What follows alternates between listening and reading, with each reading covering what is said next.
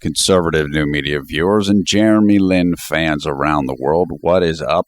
It is me, PFE Paul F. Villarreal, the NBA expert.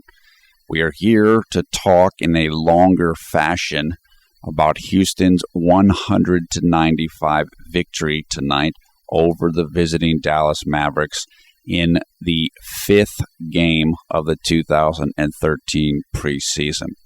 Now, before I get started, I just want to let people know I did make a shorter video about this game that was already posted, and I will include information about that in the video description below the video player. So if you don't have time to listen to this long video, you want to watch a short one, you can go and check out the other one, which is about 7 minutes long. It's basically a condensed version of what I'm going to do in this video. So, yeah, you can go and check that out. That'll be a kind of a summary of this video. Houston improves to 4-1 in the preseason with tonight's win. Tonight was also the debut of the Rockets' Twin Towers lineup, and that means starting both or playing both Omer Asik, and Dwight Howard. It didn't work out that great, to be honest with you.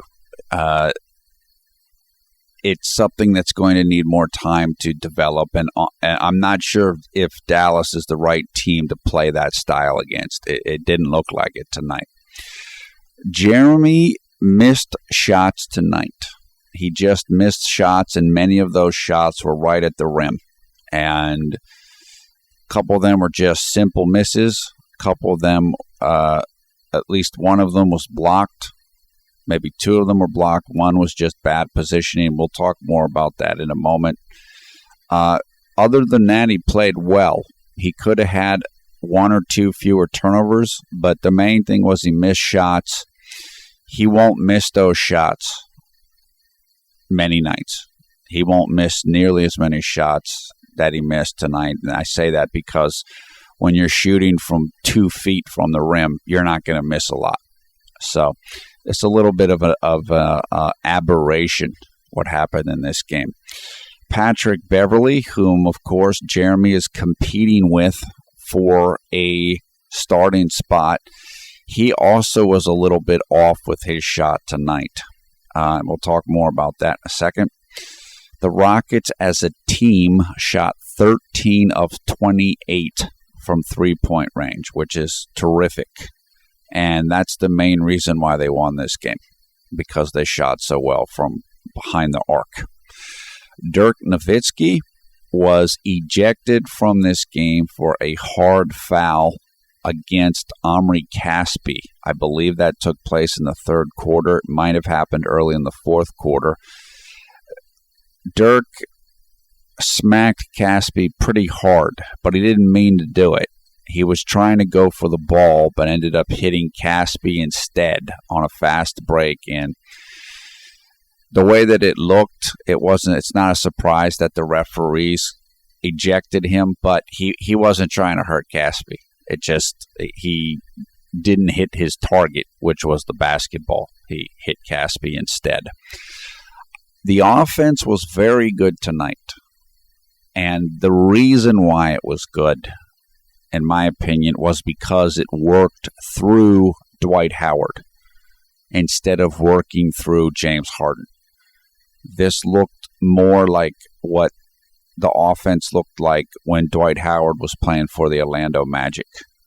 And it's more of get the ball inside and let Dwight get double-teamed and kick the ball out for three-pointers. And it wasn't exactly like that, but between Dwight Howard getting the ball a good amount and Patrick Beverly and Jeremy distributing the ball on the outside, things worked great.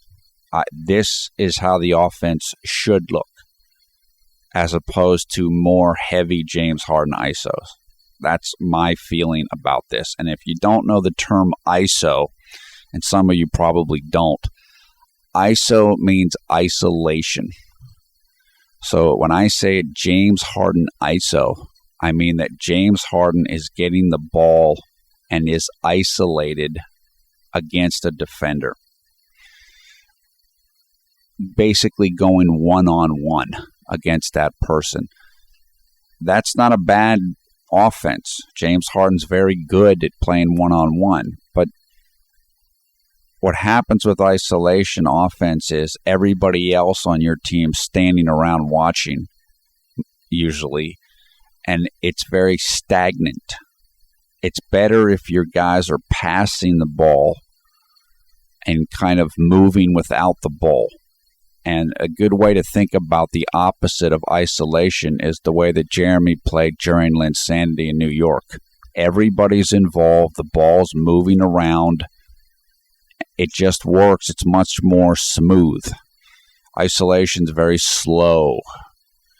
Tonight was less slow.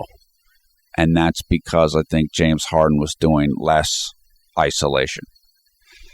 Finally, James Harden had 7 turnovers in 25 minutes. Now, look, let me just clarify. I like James Harden. I'm not trying to badmouth James Harden, but I do believe that it's important for James Harden to play a different style than he played last year. There's more talent on the team now. You don't need to play isolation offense.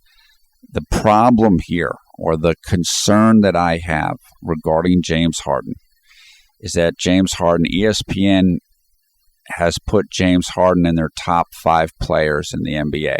And you've heard, if you've been following Kevin Durant saying things, Kevin Durant being a former teammate of James Harden in Oklahoma City, Kevin Durant saying things like James Harden's better than Dwayne Wade. So what that means is that James Harden's going to want to prove himself this year and put up big numbers. And that might not work best for the Rockets as an organization, as a team. Because if James Harden's looking to get stats, the offense might not be as good as it could be if the ball's in Jeremy's hands and the offense is working through Dwight Howard. So again, I like James Harden. James Harden absolutely can play a very unselfish game and pass the ball when he is in that mode. But he can also be what is known as a ball stopper.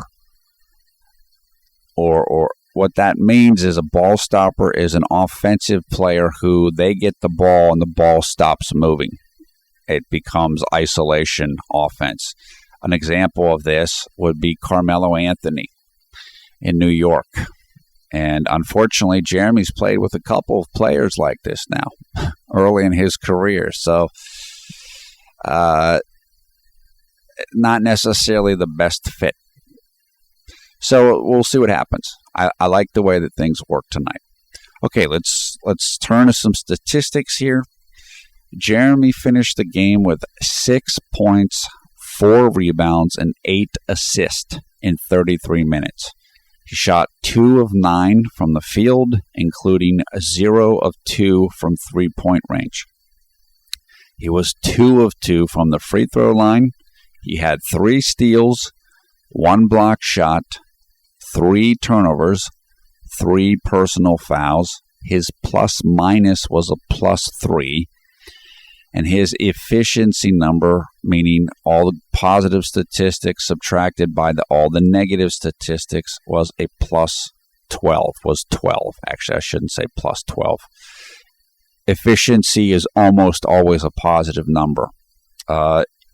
You will get people that get a negative number very, very rarely.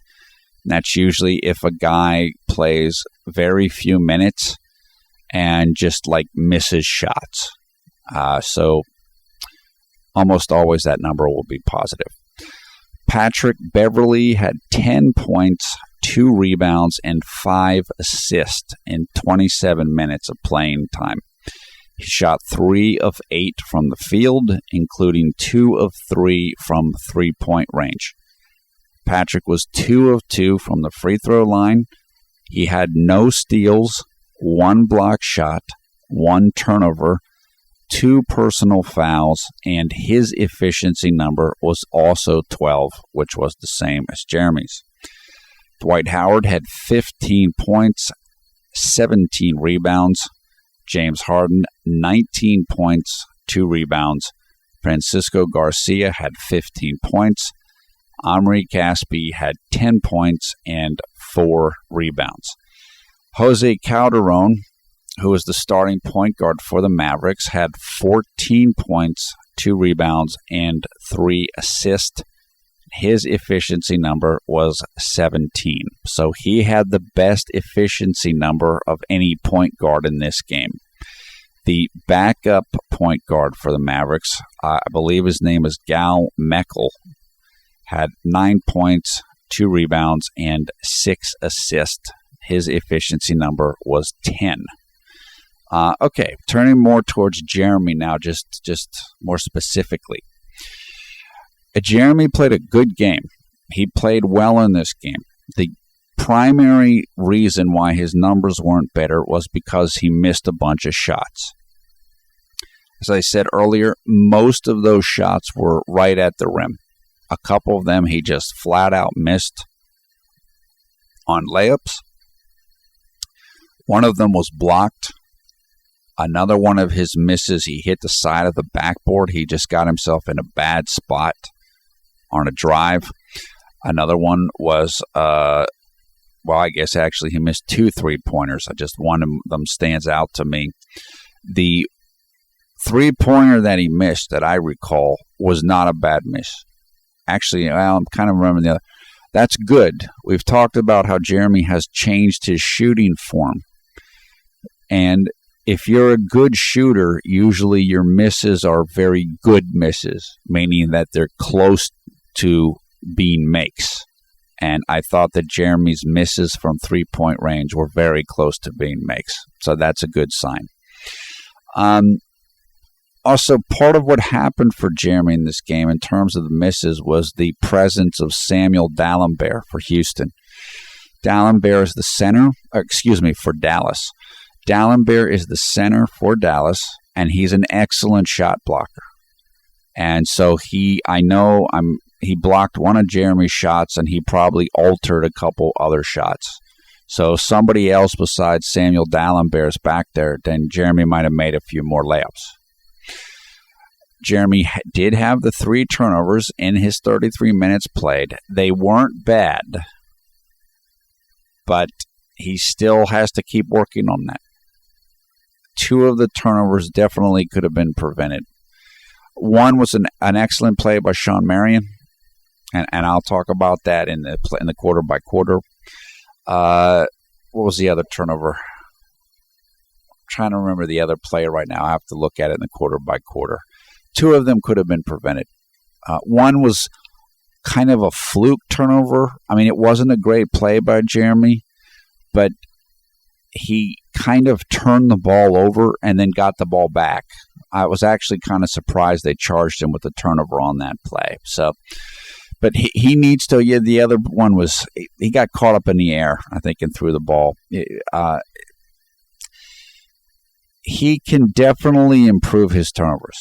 It is certainly something he can improve, and it's going to be in his best interest to improve it. And the way that he will improve it is by not trying to make plays all the time. And when Kevin McHale made the statement last year about, hey, Jeremy, we don't want 29 points and 9 turnovers or whatever he said, this is the kind of thing that he's talking about. In other words, just play a little bit safer and you'll avoid the turnovers. And I agree with that. That is something Jeremy wants to continue to work on. But 3 turnovers in 33 minutes is not that bad, especially when you had 8 assists. I mean, you're talking about almost a 3-to-1 assist to turnover ratio, which is terrific. And I'll be honest with you, Jeremy had several blown assists in this game. So he could have had even more assists. He easily could have had 10 assists in this game without any question. So I'm not going to get crazy on the turnovers. As I said, overall, Jeremy played well. He just missed a couple shots that he's not going to miss very often. So that's about it. I thought that Jeremy looked a little bit sick in the first half. He looked like he was sweating quicker than he usually does, and he looked tired before he would usually get tired, which, if you've ever had a sinus infection, that can happen to you. I've had a number of sinus infections, and I just thought, it looks like he's still a little bit sick. So I don't know if that's the case, but that's what it looked like to me.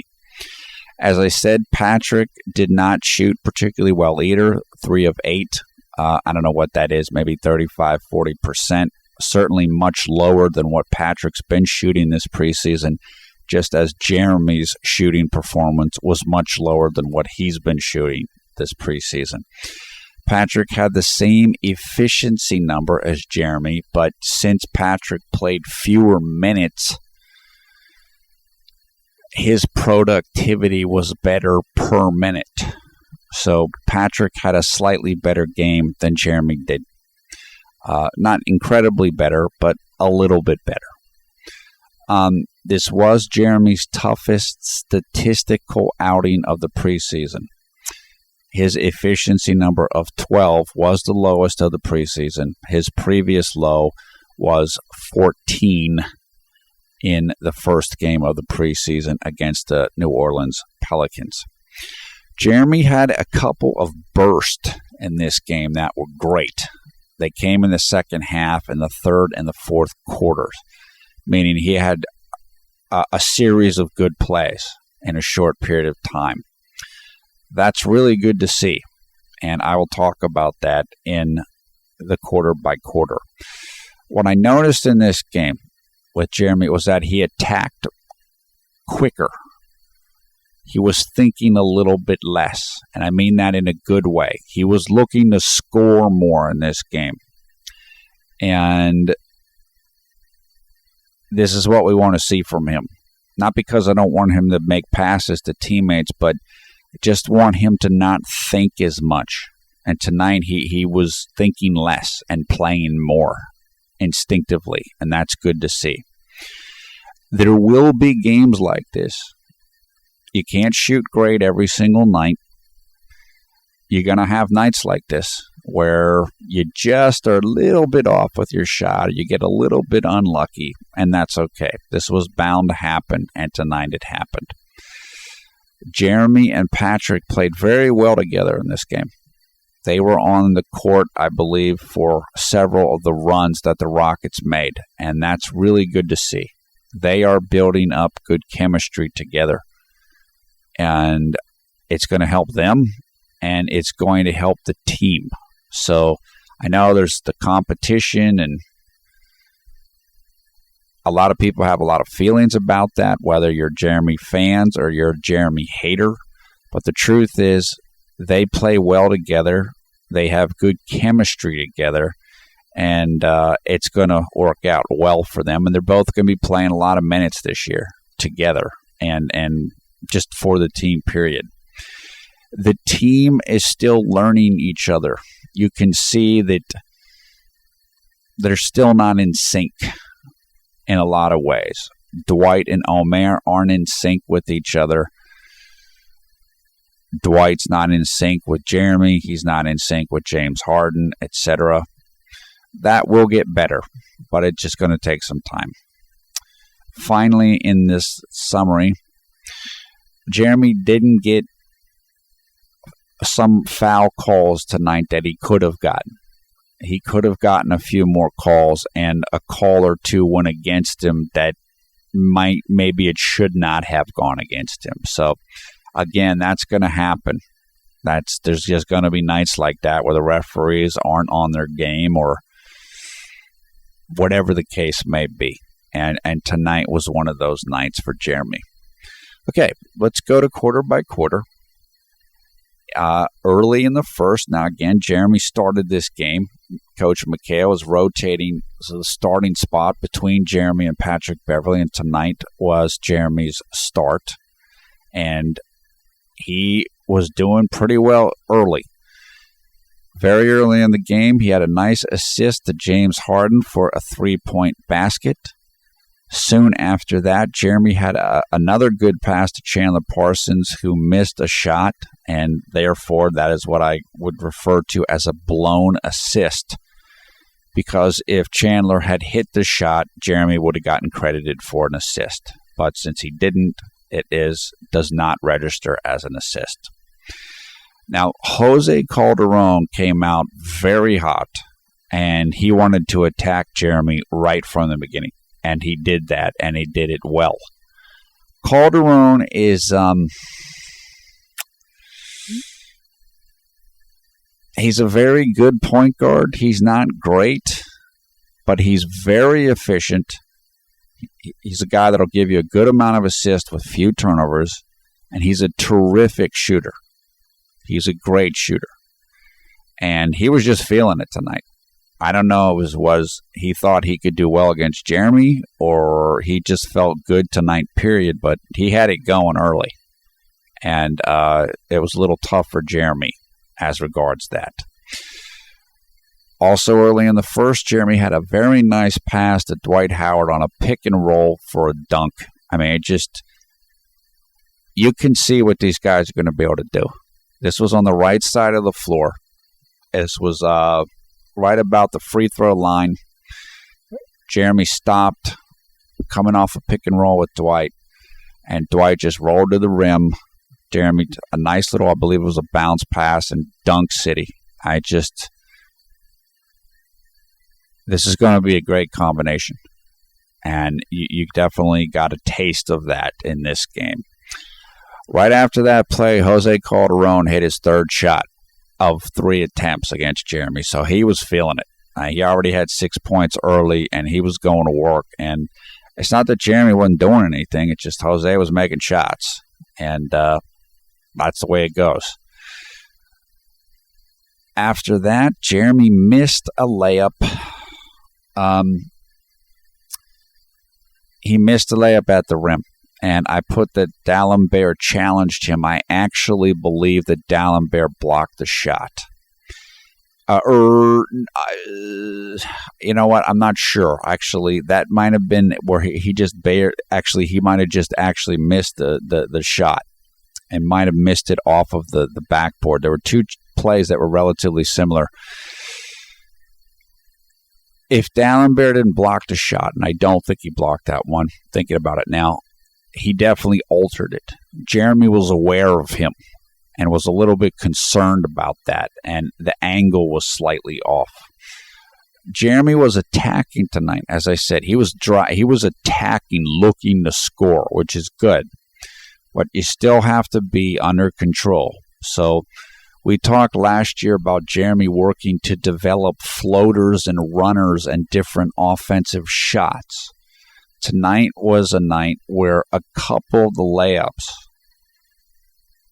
if Jeremy had a little bit more of an offensive shot arsenal, he might have made a couple of the shots that he missed. And that will improve. That will improve in time. Soon after the missed layup, I think Jeremy had 2 defensive rebounds in a short period of time, which is great. And people talk about Patrick can rebound, so can Jeremy. What happened with, and this is something a lot of people don't understand. This is why it's important to follow these games closely, as we've been able to do. Jeremy came into last season, like in the preseason and early in the season, rebounding like crazy. He was rebounding as well or better than Patrick Beverly rebounded last year. And in this preseason, what happened was Jeremy made a decision that he couldn't go and try to get rebounds on either end, offensive or defensive, because that would mean that Houston has a weakness in their defense, particularly. In other words, the point guard for the other team, if Jeremy's down trying to get a rebound, the point guard's waiting, and if he gets the ball, nobody's back to guard him. So I thought Jeremy started playing more on a defensive way rather than trying to get rebounds. So if he wants to play in a style to get rebounds, he can get rebounds and get rebounds relatively easily, but he's not trying to play that way. But right now in the preseason, he's playing a little bit more like that. Maybe just to remind people, yeah, I can do this too. Just like Patrick can. It's just I'm not trying to play that style. Also early in the first, Jeremy had an outstanding pass to Dwight. A great pass. Dwight was coming in. I think Dwight was doing what is known as trailing a play, being a trailer. And that means you kind of, if you're in transition, the guys get down on offense, and then the trailer comes in behind them. And a lot of times the trailer will go towards the rim. And that's what Dwight did. And Jeremy gave him a great pass. But Dwight missed a shot. I think Dwight was actually fouled and they didn't call anything. So that's another assist that was blown that could have gone to Jeremy. Then Jeremy lost Monte Ellis on a switch. So Jeremy was guarding somebody else, and then he got switched on defense onto Monte Ellis, and Jeremy kind of lost sight of him a little bit, and Monte was able to get a rebound. One thing that happens for Jeremy, and we talked about this a lot last year, on defense, he's very good as a help defender. What that means is going to help your teammate to guard a guy that is not your man. So you're matched up with a particular player, and you're going to guard another player to help your teammate. Jeremy's excellent at that. The only problem with that is that you have to watch your man too. In other words, you can't go help so much that you lose sight of your own man. And Jeremy has a little bit of an issue with that. And he's going to have to continue to work on that. That was something that came up last year, and I saw a little bit of that tonight from him too. Now I made a note, and this was still early in the first, that I said, Jeremy looks tired. He looks like he's still sick. I don't think he's back up to full strength right now. I'm sure he wouldn't admit that. And look, guys get sick, and you have to play through it. So I don't want to make excuses for him, but he didn't look at his full strength tonight. And hopefully, if he's taking antibiotics or something for the sinus infection, hopefully he'll be feeling better by the next game. Middle of the first, Jeremy got an and one foul against Calderon, meaning that Calderon scored a basket and he got one free throw because Jeremy fouled him. Calderon made the free throw, and at that point in the middle of the first quarter already had 9 points. So as I said, he started out extremely hot. Jeremy missed a three-pointer from about 30 degrees left of the top of the arc. I can't remember the miss right now. I really don't remember it, but he did miss it. I don't think it was off by much, but he did miss it. Then Jeremy had another great play where he drove to the rim, and he did that little pivot move. Pivot just means to spin or to turn. In basketball, a pivot move means one of your feet is planted, and you're moving the other foot. You know, you're moving yourself basically in a circle, whatever, with your pivot foot planted. And we've seen Jeremy. Jeremy loves this move. He did it a lot last year. So he did this. He kind of looked around. Dwight Howard cut to the rim, and Jeremy found him for just a sweet dunk. You'll see this on the highlights. I'm sure Blyon or some of the other guys will have this in their highlight package, and it's a great play. It was a great play by Jeremy. The announcer at that point in time said that Jeremy got lucked out. Jeremy lucked out because Dwight was around to help him, but I don't really agree with that. Jeremy was just waiting, and if you're on his team, you should cut to the rim. That's what Dwight did, and he got an easy dunk, and that was good. Now Jeremy, this is middle of the first as well. Jeremy drove to the rim, very strong, going right to left, using his left hand. So he started on the right-hand side of the court, drove hard to the rim with dribbling left. I think he went up with his left hand, and then he got blocked by D'Alembert. And you could hear Jeremy kind of call out like, hey, which is what players will do when they think they got fouled, or if they're looking for a foul. I couldn't tell if Jeremy got fouled. At first, I thought that he actually got blocked by the rim, meaning that if you get a little too close to the rim and you go up, the rim can actually block you because you're too far underneath the basket when you try to shoot. But it was credited as a block to D'Alembert, and that very well could be. I'd have to see the play again. This is one of the misses that Jeremy had right at the rim. He's not going to miss these shots a lot. Now, they might get blocked, but not everybody's as tall and as long and as good of a shot blocker as Samuel D'Alembert is. So this isn't going to happen all the time. Right after that play, or soon after, Calderon scored again, and somebody on the Mavericks set a pick. So they came up, they blocked out Jeremy with a pick, and Calderon got a jump shot. Jeremy went under the pick. What that means is you have two choices with the pick. When someone sets a pick on you, you either go over the screen or you go under the screen. Going under the screen means that you give the offensive player room to shoot a jump shot. And going over the screen means that you're you get closer to them. You're giving them less room to shoot a jump shot. In general, with somebody that's a good jump shooter, you don't want to go underneath the pick because they're going to hit jump shots, which is what Calderon did. You don't want to do it against Calderon because he's too good of a shooter. So Jeremy kind of made a mistake on that in terms of strategy. I'm sure he'll correct that the next time that he plays Jose Calderon. Soon after this, Jeremy forced a Calderon miss, so he was starting to get his defense locked in, and it would get better throughout the game.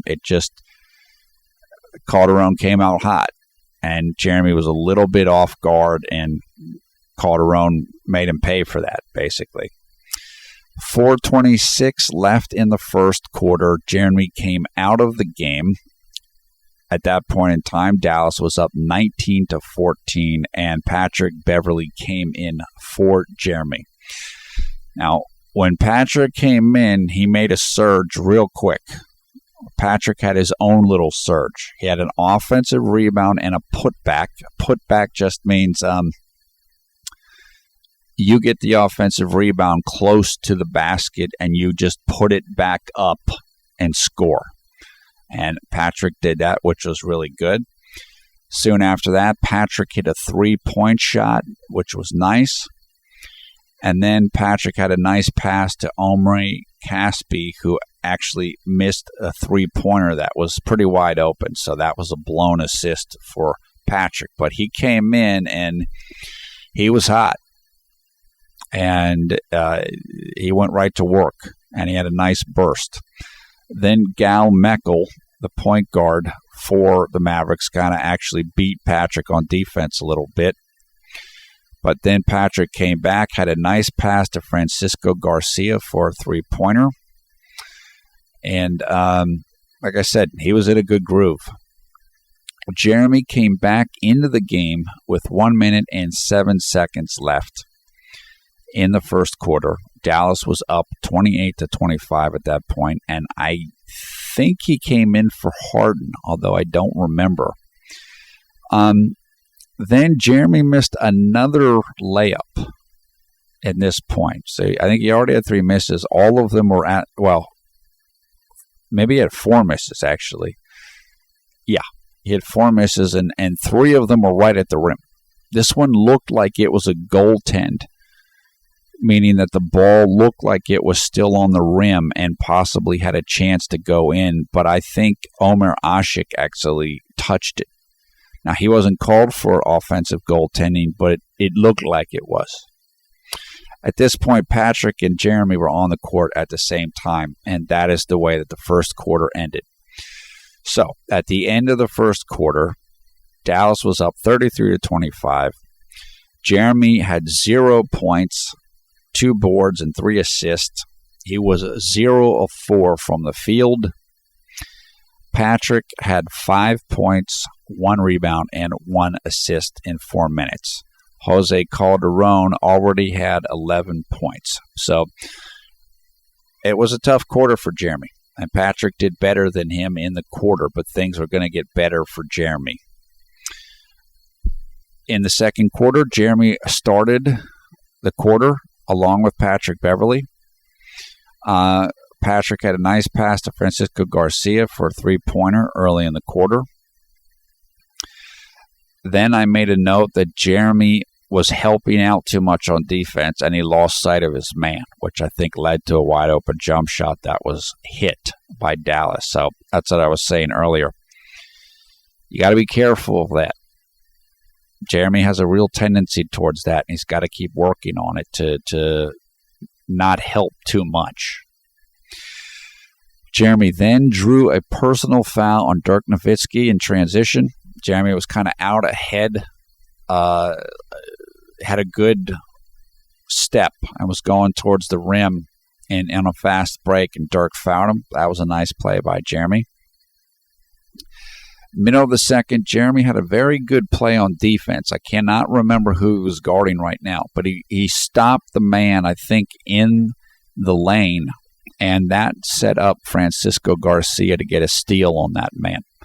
Basically, Jeremy shut the guy down, made him stop and pick up his dribble, stop dribbling, and Francisco Garcia was able to just come in and get the steal there. Then I made the note, this is still middle of the second, that Jeremy was very aggressive in this game. He's very aggressive tonight.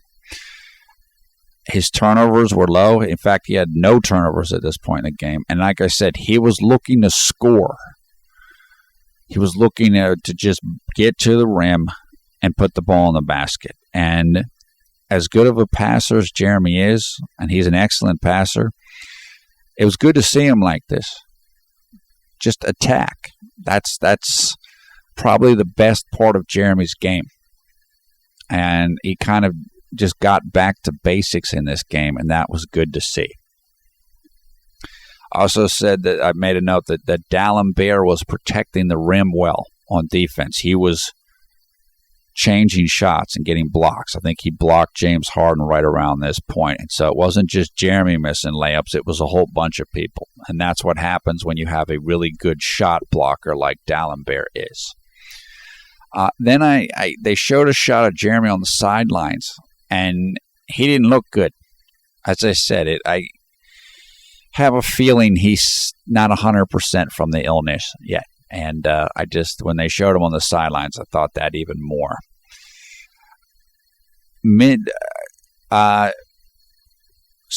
Jeremy, Jeremy came out of the game. Okay, yeah, Jeremy came out of the game with 7 minutes and 30 seconds left in the second quarter. At that point, Dallas was up 39-34. He was substituted in for James Harden. But then at 4 minutes and 15 seconds left in the second, Jeremy came back in. This point, Houston was playing small ball. It was Patrick, Jeremy, and James Harden on the court at the same time, along with Chandler and Dwight Howard. As soon as Jeremy came back in the game, his defense was picked up. You could see he had adjusted to what Calderon was doing earlier in the game. Jeremy almost had a steal right after he came in. I don't know if he got credited for the steal. He actually may have gotten credited for it.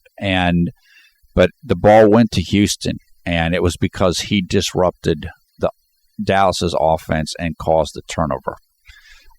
Then Jeremy almost had a defensive rebound, but Vince Carter was able to get it away from him and Patrick Beverly.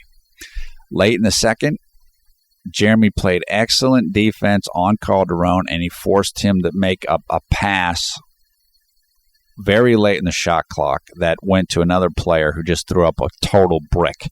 So that brick was caused by Jeremy because Calderon wanted to shoot, and Jeremy totally just was all over him and forced him to make the pass. So, as I said, Jeremy had adjusted his defense and his defensive intensity significantly from the first quarter after Calderon had done so well.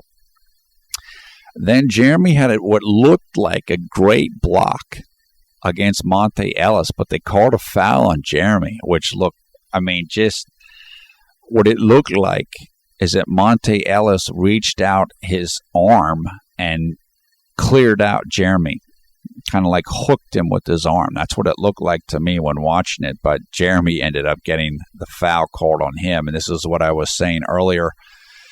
I don't know if Jeremy was getting all the foul calls tonight. Let's just put it that way. Now, right now, Patrick was playing point guard and Jeremy was playing shooting guard. Now, a lot of times we've complained about this. Ball should be in Jeremy's hand, but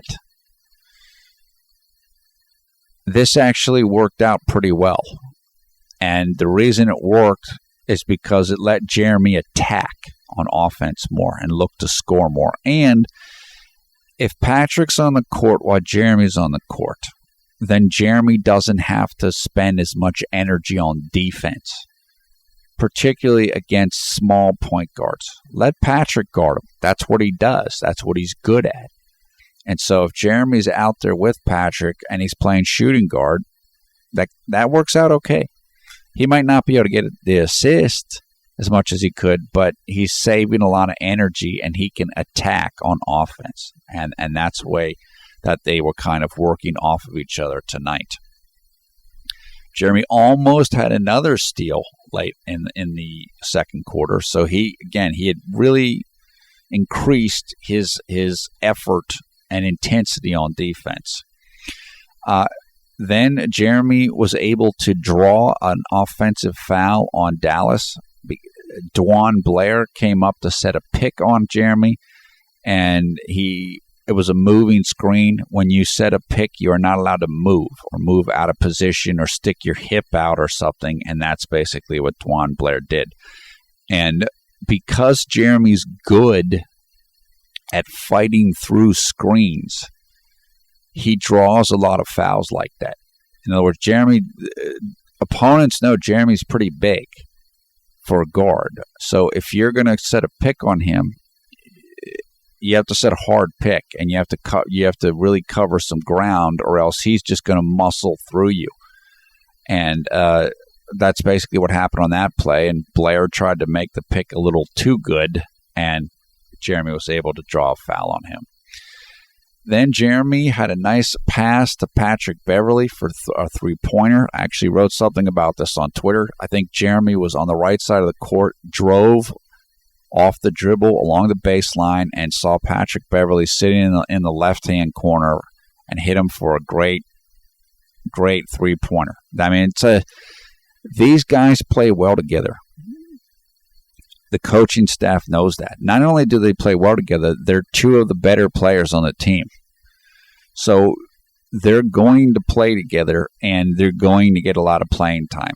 The coaching staff knows they need these guys on the court.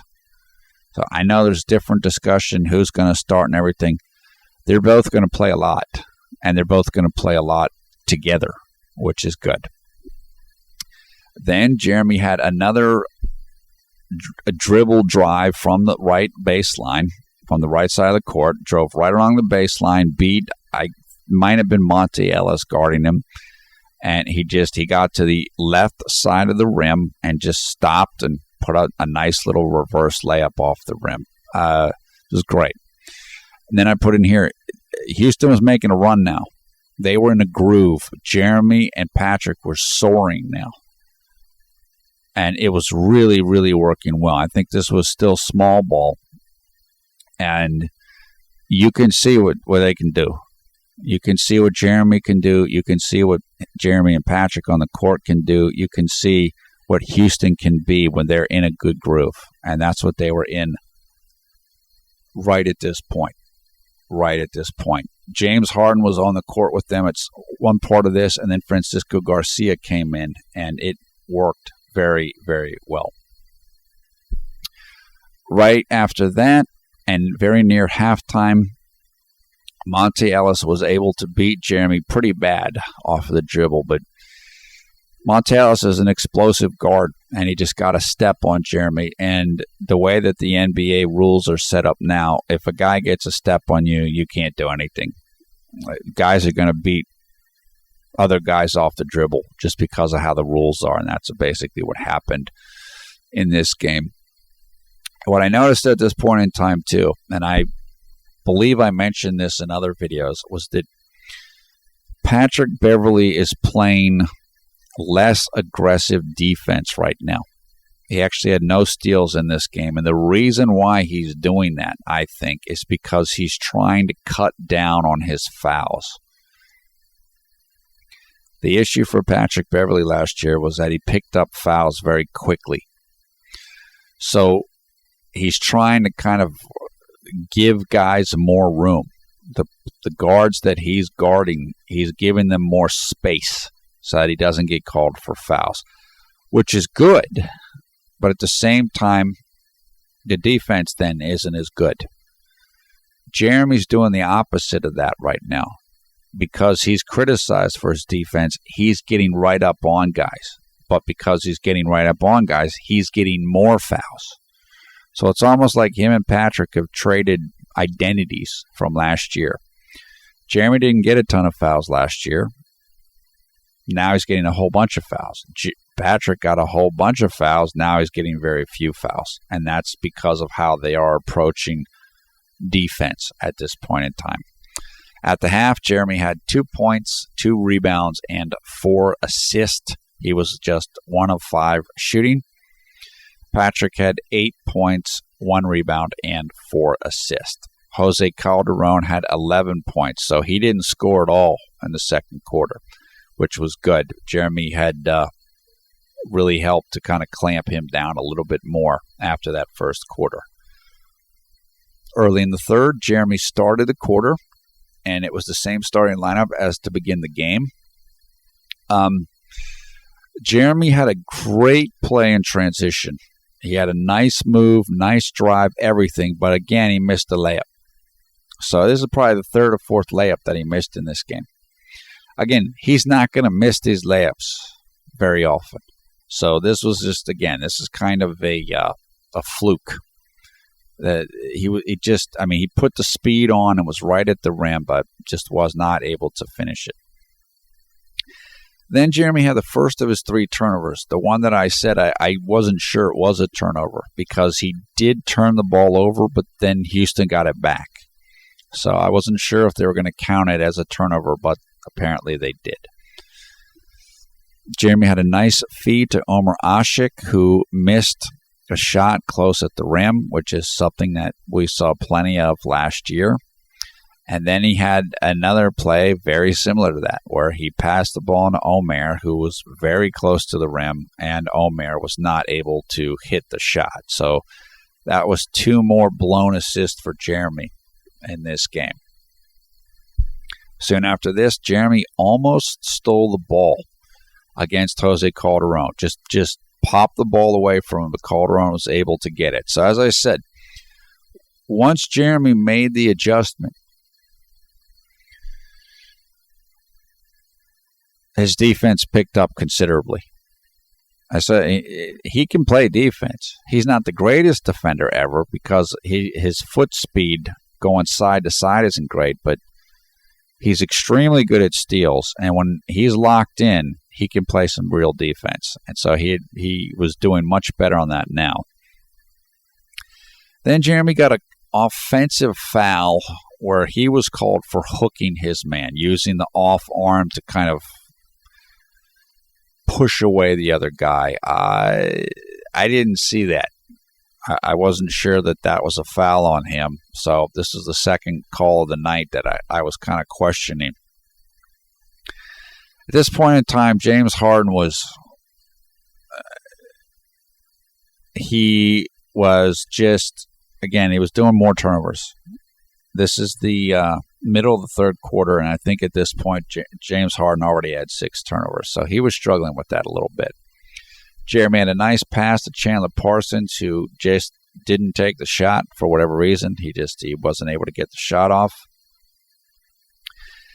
Then the Rockets kind of had a play where they were moving, but someone got an offensive foul or violation, and Jeremy put up a 3-point shot that went in, but it didn't count.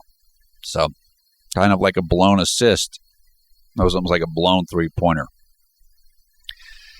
They showed Jeremy talking with Coach McHale on the sidelines during a timeout or when Dallas was shooting a free throw. And so it was kind of like Patrick, Beverly, Jeremy, and McHale all huddling up together and talking. So I thought that was pretty cool to see because you can see them. They're all working together. Jeremy and Patrick are working together, and it's good. It's the right type of chemistry and dynamic that you want to see. At this point in the game, there was about 5 minutes and 52 seconds left in the third. Dallas was up 1 point, 61-70. Jeremy drew a foul on Monte Ellis driving to the basket, but he passed the ball at the last second, so he did not get free throws. And then I made the note, it's almost impossible to stop Jeremy off the dribble. He's just too quick. I mean, it's hard to stop almost anybody in the NBA, as I said, consistently off the dribble because of the rules. But Jeremy is so fast. If he gets a step on you, it's completely over. It's totally over. And you have no chance at all, especially when he was attacking the basket like he did tonight. Then Jeremy got a turnover on a forced pass. He drove to the lane. Dwight Howard was a little bit below where Jeremy was, close to the basket. But Sean Marion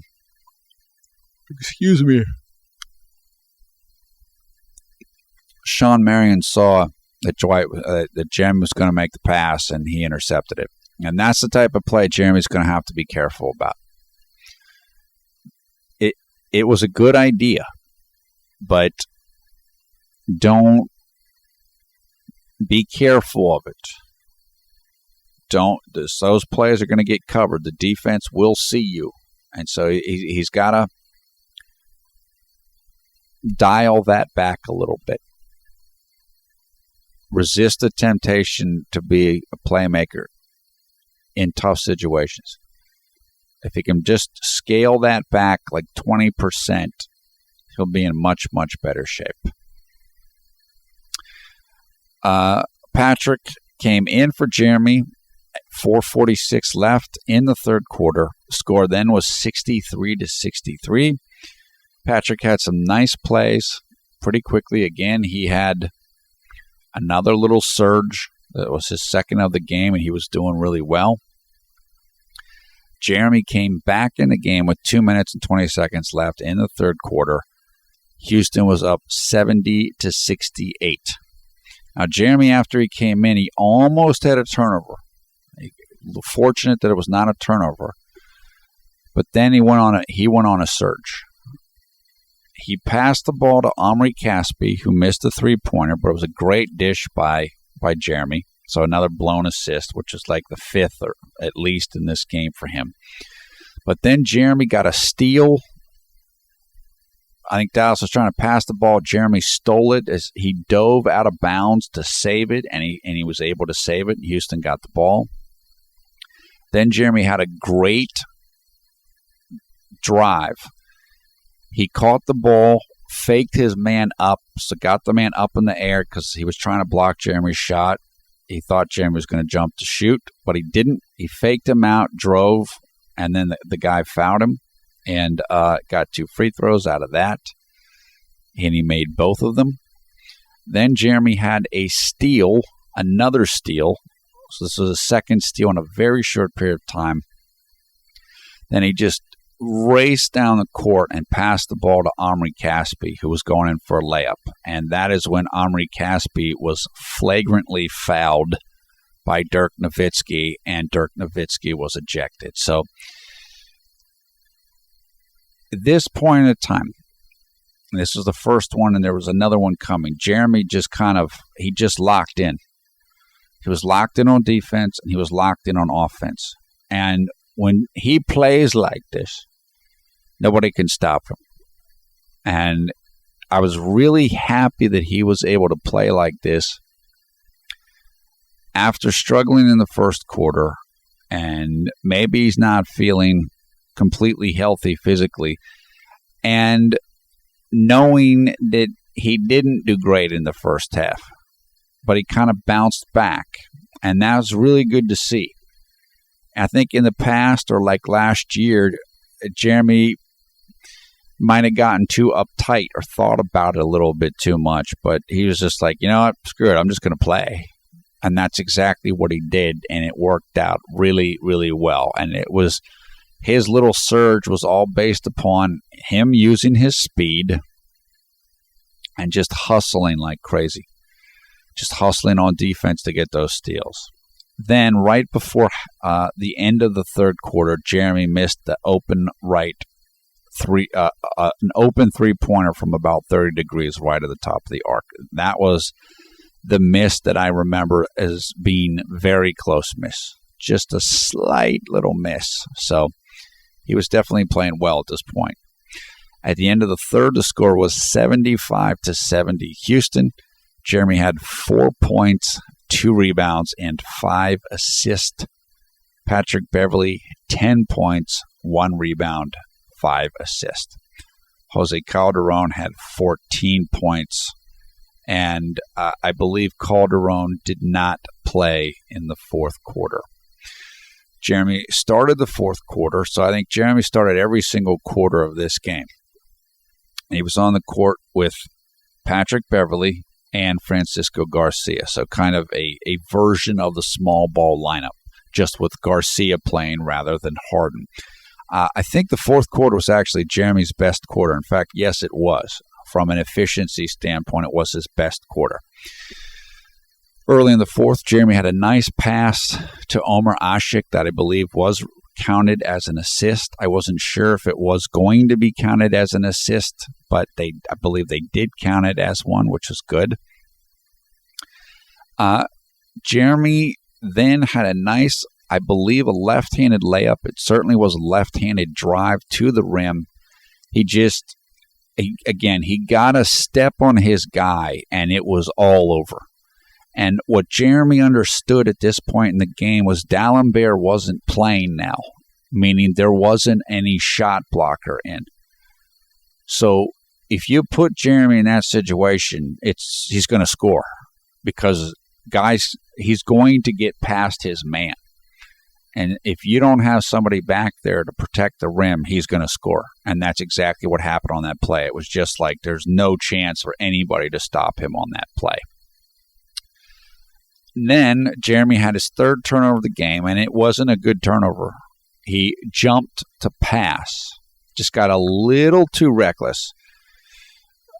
I've said this before. A basic rule in basketball is you don't jump to pass. It's just a mistake. It works every now and then, but you don't want to do it. And Jeremy kind of got himself up in the air, didn't have anywhere to go, and he jumped. He got a turnover, essentially.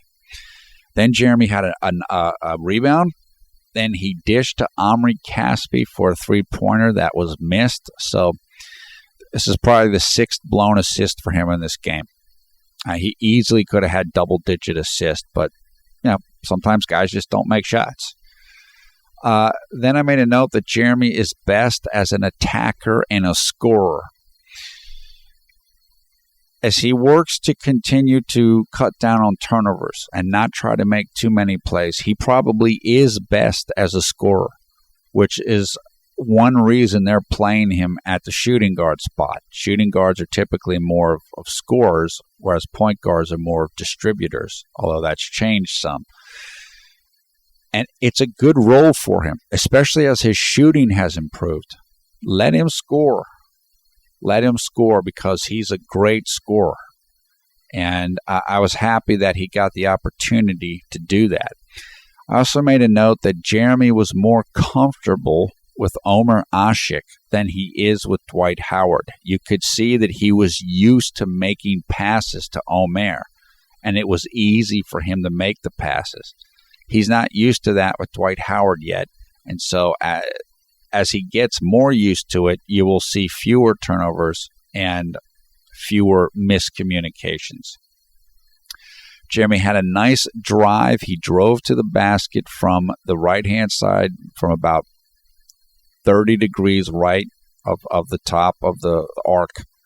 He drove to the basket, drew the defender, then kicked it back out to Francisco Garcia on the right side for a wide-open three. It was just great. At this point, Houston took an 8-point lead, and that was their largest lead of the game up to that point. So Jeremy was rolling now. He was directing things, and it was working well. And I do believe that Patrick Beverly was in the game at this point, too. So just showing you how well this combination works, how effective it can be. Then Jeremy took a really bad shot. He had drove on the right side of the basket, and he was a little bit outside of the basket, and he forced up a shot that hit the side of the backboard. So Jeremy has to be careful about getting himself in bad spots, whether it's he's in a bad spot and then takes a poor shot like that one, whether it's he's in a bad spot so he makes a bad pass, or he jumps up in the air and makes a bad pass. He has to be better at that. And he'll get better. He can get better at that, but it's something where he's going to have to pull back a little bit on all-out attacking, particularly when he's not looking to score, but he's looking to pass. And even when he's looking to score, he can get himself into a bad spot, which is what happened in that particular shot. Then Jeremy had a nice defensive rebound, but he was beaten on defense after that play. Then he ran a little curl play, which I said is you kind of coming across and then you make a little semicircle at the end. And he was fouled on the play, but it was a dead ball foul, meaning Jeremy was not shooting. And so he did not get any free throws at that point in time. Dallas was not over the limit in fouls for a quarter. You get so many fouls per quarter, I think it's 5. And then after that, anytime you foul, you get free throws. The other team does. They weren't in that position. Dallas was not, or else Jeremy would have gotten free throws. Then it was the play of the game. This was 5 minutes and 40 seconds left or so. Houston was up 86-81, and you will certainly see this highlight no matter whose highlights you watch. Jeremy stole the ball. Dallas made 20, 25-foot pass over half court. Jeremy anticipated it, got right in there, snagged the ball, came racing down the court, and threw a behind the back, I think it was a bounce pass. So he threw it with his right hand behind his own back. I think it was a bounce pass. Maybe it wasn't. To Donatas Motiejunas, who then dunked the ball with his left hand. It was just an awesome, awesome, awesome play. The crowd was pumped up. Everybody got out of the seats. That was definitely the play of the game. And that's what Jeremy can do. And this was the end of his little second surge of the game. And then I think at that point he came out of the game. There's nothing else to do. I mean, McHale and the coaches had seen everything, and that was this end of the little second surge. And I think that gave Houston their biggest lead of the game. Or actually, no, that was a 7-point lead. They had an 8-point lead. That's what Jeremy does best, and that play. Anticipating things, getting the steal, using your speed, and making a great play, whether it's a score or a pass. That's Jeremy at his best right there, and it was great to see. And I'm glad he got to finish the game on a high note, and then Houston ended up hanging on for the win. Okay, so the summary here. Again, Jeremy was struggling with his shot, particularly in the first half. He did play well overall in this game, except he wants to continue to work to cut down on his turnovers. Jeremy's turnovers will improve as he works with some of the newer players, including, or maybe especially, Dwight Howard. Jeremy had the 2 bursts in this game, and Patrick Beverly also had 2 bursts in the game. Again, Jeremy must be careful not to get caught up in the air and then forced to make a pass. And don't get caught in the paint, that little rectangle beside the basket, especially when there's a shot blocker around. So these are decisions and just things that Jeremy's going to have to avoid. And he does have a tendency to do those things. So he's going to have to continue to work on that. Jeremy can get to the basket anytime he wants. His first step is so quick, and he is so fast, nobody can stop him. But he's got to wait for the right moment to do it. Wait until the shot blocker's out of the game. Wait until the right moment. Just pick your spots. And continue to work on your jump shot so that you have both of those things. Then it doesn't matter if the shot blocker's back there. You just sit back and pull up for a jump shot and drill it. And you're going to see more of this. I remember telling you guys last year, Jeremy is an excellent scorer, and he didn't even shoot that well in the past. So when he can actually shoot, then his scoring is going to go through the roof. Hopefully, we're going to start seeing more of that this year because his jump shot is clearly improved. So if he's in an attacking mode like he was tonight and his jump shot's working, you're not going to be able to stop him. He's going to be able to get easy 15, 20 points, no problem. Jeremy and Patrick Beverly's chemistry is outstanding, and it will continue to get better. And you're going to see them playing more and more together, as I said. And part of that will be Jeremy playing at shooting guard, which, as I mentioned earlier, is okay because it allows Jeremy to concentrate on scoring, and it conserves his energy on defense. Before, I wasn't really happy about this, but watching it tonight, I was like, yeah, that can work. That can work. Yeah, I mean, Patrick can't make the plays that Jeremy can, but he doesn't have to. If the play is you get the ball to Jeremy and Jeremy toast his man going to the basket, then Patrick doesn't have to be a super playmaker. That's an easy play. And Patrick has improved as a playmaker. He's pretty good at finding guys and getting them shots. So I'm more okay with that than I used to be in terms of Patrick playing point and Jeremy at shooting guard when they're on the floor at the same time. I do think you're going to see more of Patrick and Jeremy playing when Dwight's on the floor, because I think that lineup works well, particularly because then you know that Dwight's the guy that's most likely to get the ball. When James Harden's on the floor, you're not sure about that. But when it's Patrick and Jeremy and Dwight, then there's less confusion about how the offense is going to work. And I think that's a good thing for Houston.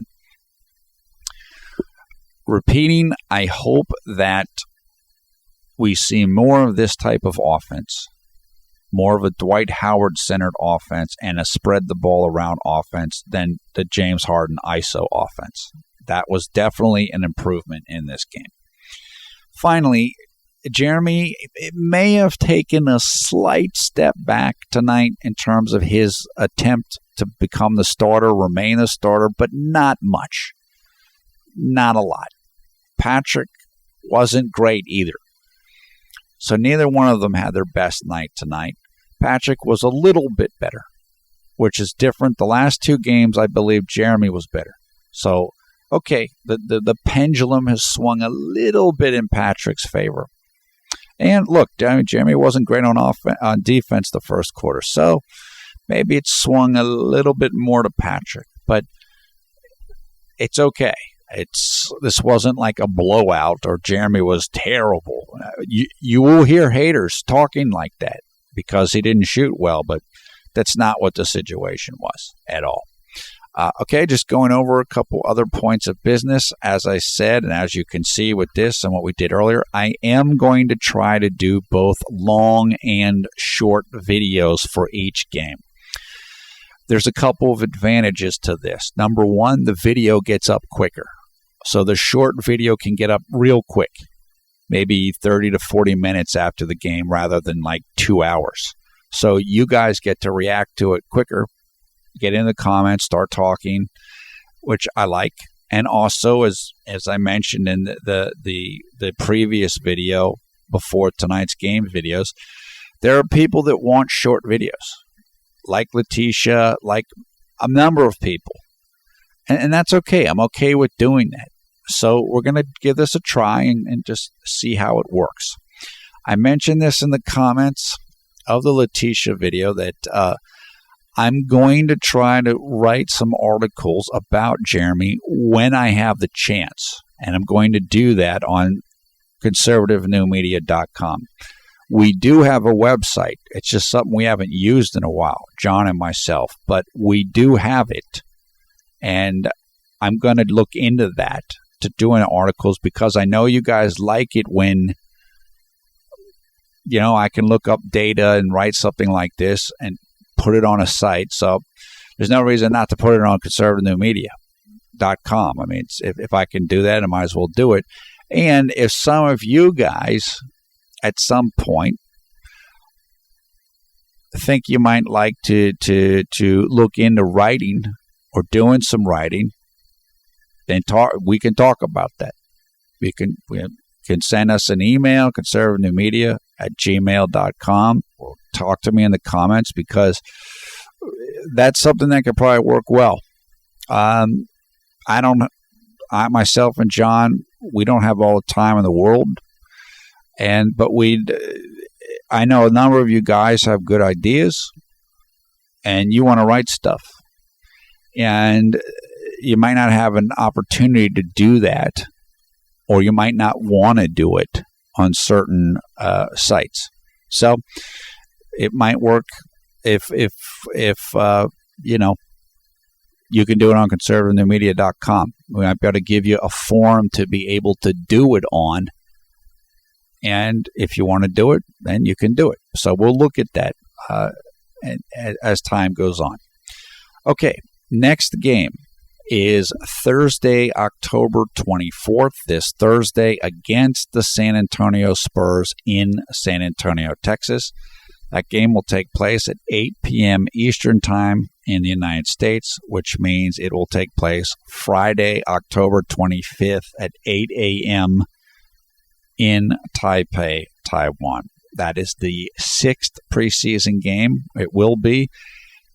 And there are 7 preseason games. So that will be the next to last preseason game of this 2013 season.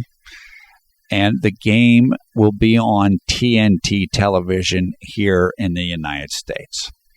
Okay, thumbs up, thumbs down, your comments below. We encourage you, of course, to come and check us out on Twitter and come and join the Conservative New Media Facebook group, which has over 2,500 members and is growing all the time. You'll see information for both of those things in the video description below the video player. Once again, I am Paul F. Villarreal, PFE, the NBA expert. Thanks a lot for watching Conservative New Media. We strive to be the #1 Jeremy Lin YouTube fan channel. It is currently 12:46 a.m. early on Tuesday, October 22nd, 2013, which means it is 12:46 p.m. on Tuesday, October 22nd in Taipei, Taiwan, and I believe it is 5:46 a.m. on Tuesday, October 22nd in Central Europe. I didn't forget about you, F. Paul. that's it for now. Hope you're having a great night or great day wherever you are around the world when you watch this video.